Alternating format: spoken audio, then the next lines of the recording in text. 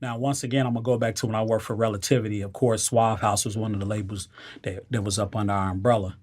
I remember back in the '90s with Suave House and Rap a Lot. Per se, they said that there was some beef,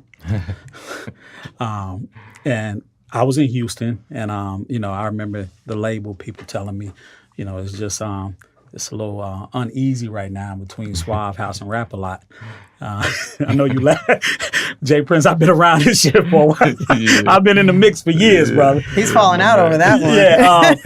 Yeah. And I remember that, Suave House was based right there in Houston as well as Rap a Lot. Right. But then, shout out to Tony Draper. Yeah, that's my man. That's my friend. Yeah, I was gonna say, and I love Draper. But at that time, next thing I know, Suave House and Tony Draper moved to Atlanta. Yeah. And you know what the word was from the label. Everybody was saying Houston was too small for both of us. Jay Prince, you ain't drive Suave House. I heard the rumors. Hey, man, you ain't driving them out of Houston, did you, dog? No. I wouldn't do that to Drake. That's my friend, you know what I mean? But friend, foe, or not, was it, in those days, and like I said, I worked for the label, and I just remember the little, it was like a little slight warning that, hey, you out there in Houston with Ball and G, you just might want to keep your eyes extra open. Actually, Drake created his movement in Memphis.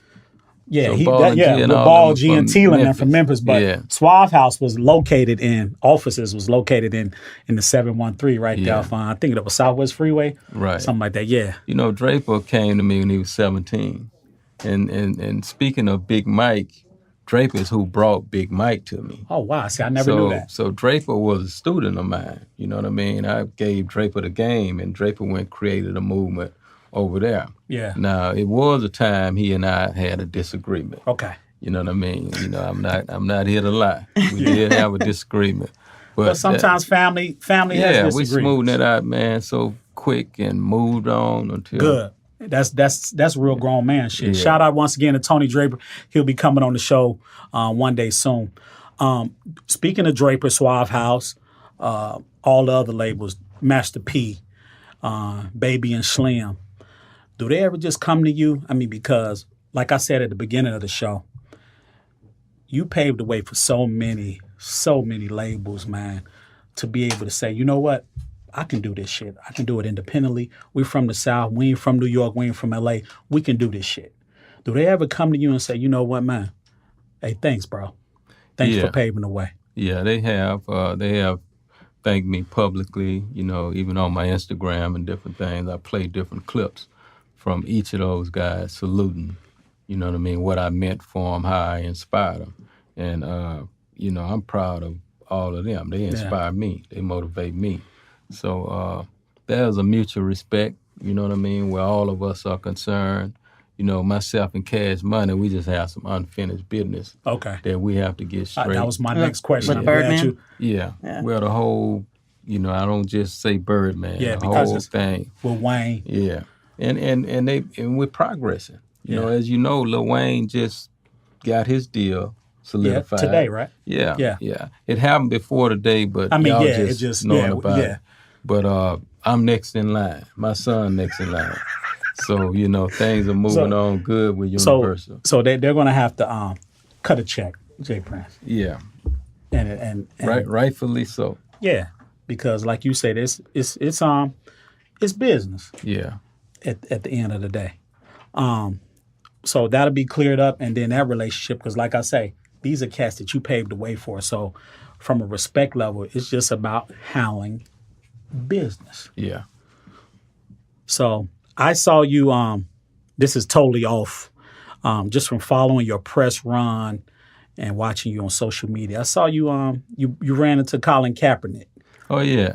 What was that? What was that conversation like?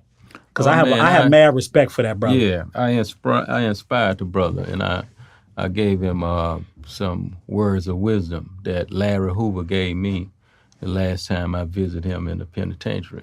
Mm-hmm. And that's a man that had, got all them life sentences.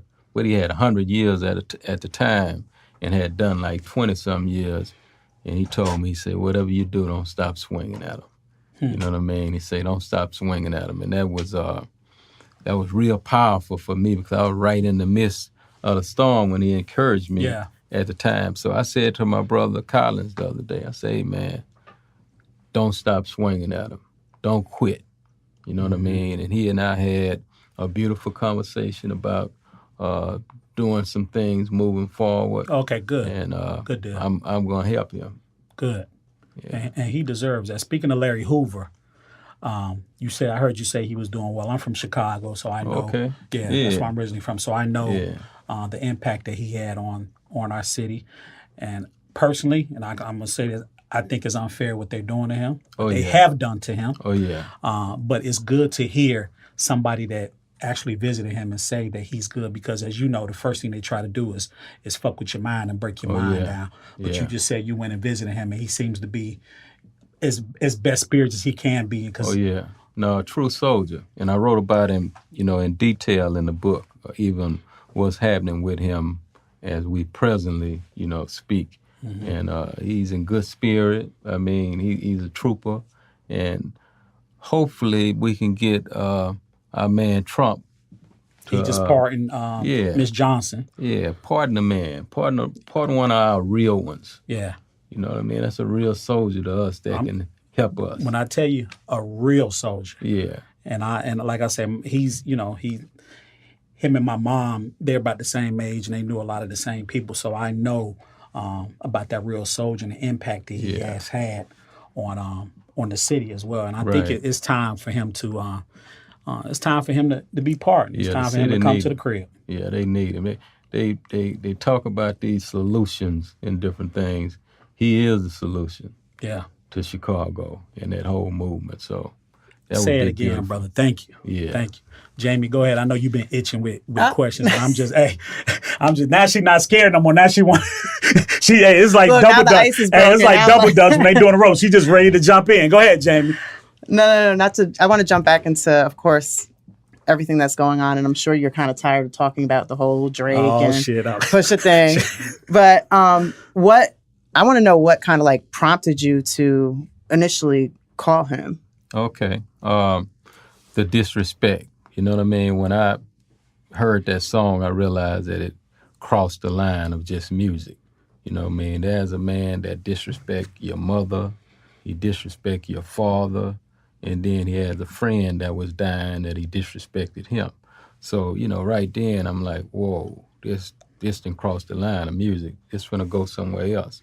And there's moments like that where you have to take a stand, or you will witness what happened with Tupac and Biggie. Because when you fertilize disrespect, you fertilize hate, and you harbor it, and you use it as an entertainment in that manner, when people that's around you, they friends and different things, feeling some kind of way, eventually everybody gonna come together. You know what I mean? And then eventually it's gonna be a funeral. Yeah. Well, that's what I was going to say. It was multiple funerals. Yeah, it was going to turn violent. Did you have pushback from Drake when? No, Drake, he and I have a mutual respect. You know what I mean? And Drake know how to think, and I know how to think. So, when two people communicate and you can express yourself in a manner to someone who know how to think and know you right, you know what I mean? Here it is, it then cross music. And then got into some personal shit. Yeah, from a business perspective. You know what I mean? It don't make sense from a business perspective as well. And the other thing, it's against everything, we built. Right. This is like a moment that we could have easily got caught up in and destroy our movement. Everything. Yeah. So, we sharper than that. Well, and I respect you for that too as well, because I read, this Drake's comeback could have potentially ruined careers. Oh, no doubt about it. So, I respect you for that in that aspect. I don't want to take bread or take away from you feeding your family. So, props to you on that as well, because a lot of times people don't think about that. They don't think about the outcome. They think about right here and now. They don't think about the consequences and down the road. It's about, like you just said, it's about the here and now. Yeah. So, big ups to you on that. Thanks. On Instagram, all my stuff is Big Jerry Clark. Jamie, give yours. Miss Jamie Page. And before we sign off, I dedicate every episode of the show to two people. my dad, Mr. Thomas Clark, who passed back in 2016. I love you. I miss you, Pops. And Mr. Shakir Stewart. He meant a lot to my career. A lot to me, both personally and professionally. Those two individuals. Big shout out to Amir Boyd and Julia Beverly. Mr. Jay Prince here. Thank you so much. Miss Jamie Page. Big Jerry Clark. Tune in next Wednesday. And we are signing off.